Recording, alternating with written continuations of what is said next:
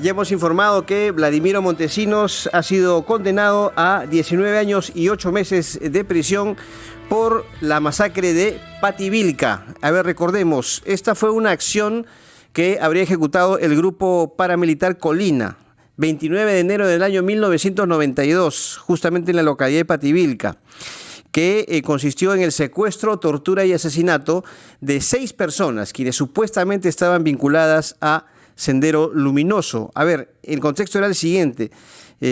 Allá en Pativilca, un empresario chino tenía disputas por la posesión de unos terrenos y acusó a John Calderón Ríos, Toribio Ortiz, Felandro Castillo, César Rodríguez, Pedro Agüero y Ernesto Arias de ser miembros de Sendero Luminoso. Este empresario tenía vínculos con el entonces general Ejército Peruano Nicolás Hermosa Ríos, ¿no? Y era pues un hombre de alto nivel en las fuerzas militares del gobierno de Alberto Fujimori. Esto concretó la masacre, repito, 29 de enero de 1992 a las 2 de la mañana. Los paramilitares secuestraron, torturaron y asesinaron a estas 6 personas con un tiro en la cabeza. Sobre este tema de la sentencia que hemos escuchado el día de hoy, vamos a conversar con el doctor Carlos Caro, un destacado abogado penalista. Doctor, ¿cómo le va? Muy buenas tardes. ¿Qué tal? Buenas tardes, ¿cómo le va? Muy bien, ¿cuál es su opinión, cuál es su análisis respecto a esta sentencia, ¿no? Y tengo entendido que, de acuerdo a la sentencia misma, el hecho de que Vladimiro Montesinos se haya acogido a la conclusión anticipada ha, diríamos, influido en la duración de la misma, de la pena. Sí, claro. Acá tengamos en cuenta que cuando existe una terminación anticipada, es una suerte de conformidad con la acusación fiscal. Dicho de otra manera, el señor Montesinos no quiere litigar, ha decidido no litigar, por una cuestión además práctica, ¿no? Porque como él ya está en prisión más de 20 años, esta sentencia no lo puede afectar, dado que estos 19 años que le han impuesto van a refundirse en las penas que ya se están ejecutando en su contra, con lo cual esta sentencia no le añade ni un día más de privación de la libertad. Diferente es el caso del señor Fujimori, desde luego, porque él no se ha acogido a este mecanismo y va a tener que litigar en el fondo. No solo no se acoge, sino que él es muy claro en su intervención y dice: se cometieron asesinatos por orden del Grupo Colina, pero esa no era parte de mi política. Doctor Caro, buenas tardes. ¿Y esto en qué posición lo pone justamente al expresidente Alberto Fujimori? Sí, es la misma tesis o la misma teoría del caso que él ha esbozado en todos los procesos penales por derechos humanos. En el caso de Barrios Altos, en el caso de La Cantuta, su defensa giraba no en torno a negar el hecho delictivo, sino en negar su participación. En este caso concreto, implica también señalar de que él no ha tenido ninguna intervención, de que eso no produce efectos contra él, porque él no ha tenido, digamos, ni conocimiento, ni ha ordenado, ni ha, digamos, consentido la realización de estos hechos. Lo que será materia del juicio oral, porque el juicio oral recién empieza con esta negativa a acogerse al beneficio mensual. Doctor Caro, esta decisión de la defensa de Vladimiro Montesinos de acogerse a la conclusión anticipada y esta sentencia, ¿compromete la situación de Alberto Fujimori? En teoría no, porque la responsabilidad penal es individual, la responsabilidad, digamos, no se traslada de uno a otros. Sin embargo, en la práctica sí podría comprometer la posición del expresidente Fujimori, porque no solamente implicaría aceptar y pasaría a ser cosa juzgada que el delito se cometió además a través del Grupo Colina, sino además, según la teoría del caso del fiscal, con la participación en algún grado del propio expresidente Fujimori, ¿no? Entonces, en la práctica, aunque el señor Fujimori seguirá el juicio para efecto de establecer su responsabilidad o no, el peso de la condena contra Montesinos se convierte en un argumento fuerte en su contra en ese momento. Y digamos los beneficios que obtiene, si vale un poco la pena este término, ¿no?, que obtiene Vladimiro Montesinos con esta conclusión anticipada por el caso Pativilca, ¿cuáles serían? Sí, bueno, según la ley, cuando alguien se acoge a la terminación anticipada puede haber un descuento de la pena hasta de 1/6, ¿no?, que es lo que el tribunal ha tomado en consideración conforme a la regulación vigente. Y como repito, en la práctica implica una sanción que a Montesinos no le va a sumar un día más de prisión porque él ya está, digamos, en prisión más de 20 años. Exactamente. Ahora, doctor Caro, ¿Considera que ha sido buena la estrategia de la defensa de Montesinos al acogerse a la conclusión anticipada?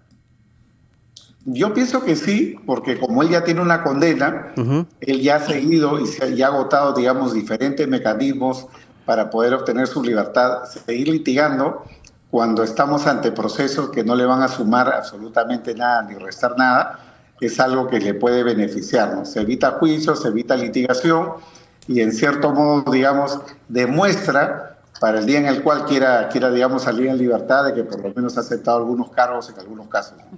¿Cuándo podría salir en libertad Vladimiro Montesinos? Él la condena que tiene, la más alta, es de 25 años de privación de la libertad y hasta donde yo tengo conocimiento... Que concluye en el 2026, me parece.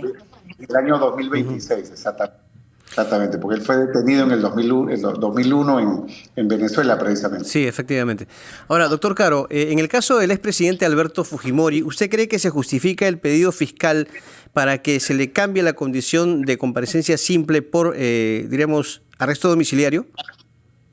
Desde mi punto de vista, no. ¿Por qué? Recordemos que el expresidente Fujimori ha estado preso en Barbadillo durante varios años. Nunca se ha escapado de la acción de la justicia en el periodo de tiempo en el cual salió en el 2017 por el indulto. Evidentemente tiene un antecedente gravísimo, ¿no?, relativo a su vida del país en el año 2000 y todos los esfuerzos que tuvo que hacer el Estado peruano para extraditarlo. Pero si vemos, digamos, todo en perspectiva, los años que ha estado en prisión, el indulto que funcionó, su devolución a prisión, la edad avanzada que tiene, no hay nada que en este momento haga presumir de que él podría eludir la acción de la justicia a través de una fuga, ¿no? Con lo cual, tal vez un mero impedimento de salida del país sería suficiente en su caso. Ahora, usted acaba de decir, claro, que las responsabilidades son individuales, pero en este caso, la cercanía, el hecho de que Vladimiro Montesinos haya sido en su momento el ex asesor presidencial de Alberto Fujimori, ¿sí marcaría un contexto distinto para este caso? Por supuesto que sí, porque en el caso de La Cantuta y Barrios Altos, donde el señor Montesinos negó su responsabilidad y fue condenado conjuntamente con el expresidente Fujimori, esta defensa, ¿no?, en el sentido que el hecho no sucedió, él no tuvo intervención o participación, no fue amparado por la Corte Suprema ni por los tribunales constitucionales que han analizado esa condena. Entonces, que ahora Montesinos dé su brazo a torcer y prácticamente cambie de teoría el caso, ¿no?, de negar su participación en actos con Colina, a aceptar que él ha cometido hechos delictivos conjuntamente con Colina, evidentemente acerca muchísimo más a la responsabilidad penal del expresidente Fujimori. Aquí podría aplicarse, doctor, haciendo pues un paralelo con los casos Barrios Altos y La Cantuta, el tema de la autoría mediata en el caso de Alberto Fujimori. En efecto, ¿no? Ya el tribunal, me refiero a la Corte Suprema en su momento, en la sentencia del año 2009, confirmó, ¿no?, que acá había una intervención en el caso del expresidente como autor mediato. Y esa teoría podría ser esbozada nuevamente por la Fiscalía y por el tribunal cuando concluya el análisis del caso y tenga que sentenciar. Ahora, recordemos una cosa importante, ¿no? El estándar probatorio del año 2009 es el mismo estándar que tenemos hoy en día, es decir, más allá de toda duda razonable, pero el análisis probatorio es mucho más exigente, en el sentido de que ahora hay un debate prácticamente prueba por prueba, línea por línea, respecto de lo que la Fiscalía considere indicios de esa autoría mediata.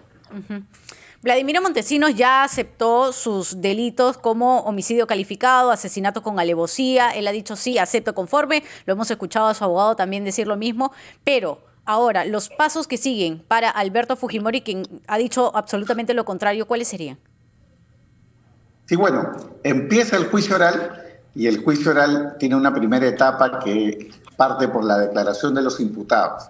Los imputados tienen que declarar, salvo que decidan guardar silencio, ¿no? Posteriormente a ello, se actúan las pruebas testimoniales, luego viene la prueba documental, amicus curiae, informes legales, informes o pericia, de ser el caso. Luego se entra la etapa de, digamos, alegatos de cierre o alegatos finales y luego viene la sentencia. ¿Cuánto puede pasar para ello? 1 año o 2 años según la práctica procesal. Doctor, ¿tiene sustento el pedido del abogado de Alberto Fujimori de solicitar que se le excluya de este juicio el caso Pativilca porque él ya fue indultado y además recibió el derecho de gracia? Mire, desde mi punto de vista sí tiene un sustento porque el indulto humanitario que dictó en su momento el expresidente Kuczynski es un indulto bastante general, ¿no? Y el caso Pativilca ya era un caso que se encontraba en trámite al momento, digamos, de darse el indulto, que luego, digamos, paralizó todo porque el indulto fue cuestionado, revocado, con todo el historial que nosotros ya conocemos. Entonces creo que ya hay un punto que la defensa de Fujimori puede litigar, considerando que si ya ha sido indultado, incluso bajo condena, ¿por qué el indulto no se le podría aplicar cuando todavía tiene la presunción de inocencia? Para usted, doctor, entonces sí el Poder Judicial debería excluirlo, tomando en cuenta el indulto del caso Pativilca. Por supuesto que es una posibilidad, argumentativamente es válido, pero ya sabemos nosotros toda la controversia que trae el propio indulto y lo resuelto por el propio Tribunal Constitucional en diciembre del año pasado cuando lo restituyó, ¿no? Es esa la razón por la cual a nivel de los tribunales no hay un blanco o negro, ¿no? Sino hay una cuestión gris donde mucho tiene que ver acá la interpretación. No solo del indulto, sino del sistema interamericano. Bueno, doctor Carlos Caro, muchas gracias por su tiempo, abogado penalista, ha estado con nosotros en la segunda edición de la Rotativa del Aire, le agradecemos por su participación. 12:45, volvemos luego de los anunciantes con más en RPP, La Voz de todo el Perú.